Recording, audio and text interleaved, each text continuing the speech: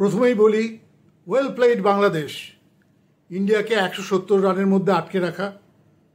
India যেভাবে শুরু করেছিল, প্রথম 10 ওভারে যা রান করেছিল, আমি তো ভেবেছিলাম 200 হয়ে যাবে, কিন্তু 170-এর অল্প 168-এ বোধহয় ইন্ডিয়া শেষ করে। তারপরে বাংলাদেশ ব্যাটিং করতে এসে সেকেন্ড ওভারেই ওদের একটা উইকেট চলে যায়। তারপরে কিন্তু রেগুলার ইন্টারভ্যালেই ওদের উইকেট যেতে শুরু করে।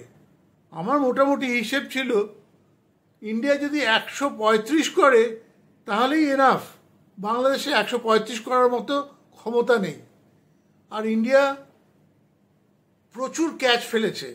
এই ক্যাচ যদি না পড়তো, তবে যদির কথা বলে লাভ নেই, তাহলে তো বলতে হয় যে অভিষেক শর্মা যদি রান আউট না হতো তাহলে ইন্ডিয়ার স্কোর কোথায় চলে যেত।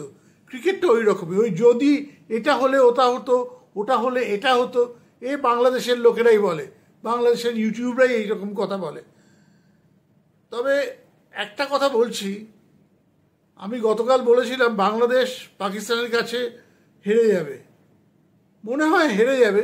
তবে আমি মনে প্রাণে চাইছি যাতে বাংলাদেশ না হারে, বাংলাদেশ যাতে ফাইনালে যায়, ইন্ডিয়া যাতে আবার আচ্ছা করে দিতে পারে একটা। বাংলাদেশের ইউটিউবারদের ভিডিওগুলো দেখবেন, সারাক্ষণ বলে যাচ্ছে এই করলে ইন্ডিয়াকে হারানো যায়। ইন্ডিয়া ভালো টিম হতে পারে, কিন্তু হারানো যাবে না তা নয়। ইন্ডিয়ার সঙ্গে টি20-র রেকর্ড দেখুন, 17টা খেলা হয়েছে, তার মধ্যে 16টা হেরেছে। আজকেরটা ধরলে 18টা খেলার মধ্যে একটা মাত্র ইন্ডিয়া হেরেছে। কাজেই বাংলাদেশ জিতবে এরকম আশা করাটাই অন্যায়।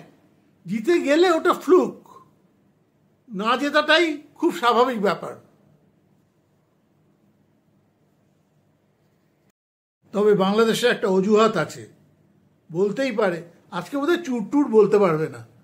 এখন একটাই আছে বলার মতো, যে লিটন দাস খেলেনি। লিটন দাস খেললে আমরা নির্ঘাত জিতে যেতাম।